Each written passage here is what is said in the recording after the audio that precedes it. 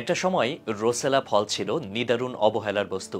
মাঠের পাশে বা রাস্তার ধারে জন্মানো এই গাছকে মনে করা হতো অপ্রয়োজনীয় আগাছা। তবে সময়ের বিবর্তনে এই ফল হয়ে উঠেছে কৃষকদের আয়ের বড় উৎস। বনে বাজারে জন্মানো গাছটির 1 কেজি ফল এখন বিক্রি হচ্ছে কয়েক হাজার টাকায়। বনজঙ্গল থেকে তাই ফল সংগ্রহ করে অনেকেই এখন আয় করছেন লাখ লাখ টাকা। রোসেলা, যা বৈজ্ঞানিকভাবে হিবিস্কাস সাবডারিফা নামে পরিচিত, একসময় গ্রামের দিকে জংলি গাছ হিসেবে পরিচিত ছিল। এর উজ্জ্বল লাল অংশ বা ক্যারিক্সকে কেউ কেউ টুকটাক কাজে লাগাতো, যেমন টক পানীয় বা জ্যাম বানাতে ব্যবহার করত। তবে তা ছিল শুধু গ্রামের ভেতরে সীমাবদ্ধ। বড় বাজারে এই ফলের তেমন কদর ছিল না। কৃষকরাও এটিকে আগাছা বলে মাটির সঙ্গে মিশিয়ে ফেলত। কিন্তু প্রকৃতি যে আমাদের অমূল্য অনেক সম্পদ দেয়, তার প্রমাণ এই গাছ। রোসেলার ভেতরে লুকানো সেই সম্ভাবনা হঠাৎ সামনে আসতেই এটি এক মূল্যবান গাছে পরিণত হয়েছে। গবেষণা শুরু হওয়ার পর রোসেলার আসল গুণাগুণ সামনে আসতে থাকে।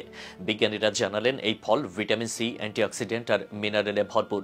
এর টক স্বাদ শুধু পানীয় নয়, হরেক রকম খাবারেও বিশেষ হয়ে উঠতে পারে। এমনকি এর বীজ থেকেও তেল তৈরি করা যায়, যা ত্বক ও চুলের জন্য উপকারী। এসব গুরুত্বপূর্ণ গবেষণা তথ্য বদলে দেয় রোসেলার পরিচিতি। একসময় যে গাছকে আগাছা ভাবা হতো, এখন সেটি অনেক অঞ্চলে পরিকল্পিতভাবে চাষ হচ্ছে।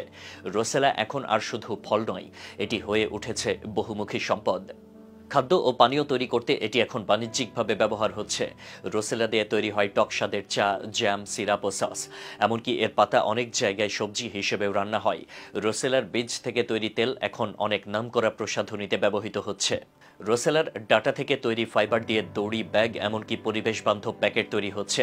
প্রাচীনকালে রোসেলা ব্যবহার করা হতো উচ্চ রক্তচাপ কমানো এবং হজম শক্তি বাড়ানোর জন্য।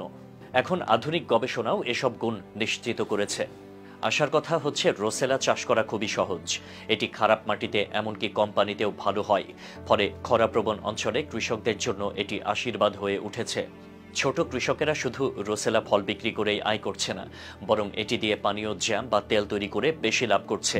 ক্যারিবিয়ান অঞ্চলে রোসেলা চা সোরেল নামে পরিচিত এবং এটি ক্রিসমাসে জনপ্রিয়। রোসেলা গাছ ওকরা এবং তুলার আত্মীয়। একসময় রোসেলা দিয়ে প্রাকৃতিক রং তৈরি করা হতো কাপড়ে ব্যবহার করার জন্য। আজকের দিনে রোসেলা আর জংলি গাছ নয়, এটি কৃষকের সোনার ফসল। খাদ্য শিল্প, প্রসাধনী এবং পরিবেশ বান্ধব পণ্যের দুনিয়ায় এর চাহিদা বাড়ছে। যখনই আপনি রোসেলা চা পান করবেন বা রোসেলা জ্যাম খাবেন, মনে রাখবেন এই ফলের যাত্রার গল্প। এটি শুধুই একটি ফল নয়, বরং এটি প্রকৃতির সেই উপহার যা একসময় অবহেলিত ছিল। রোসেলা আমাদের শেখায়, সঠিক সময়ে সঠিক জায়গায় কিছু জিনিসের মূল্য বদলে যেতে পারে।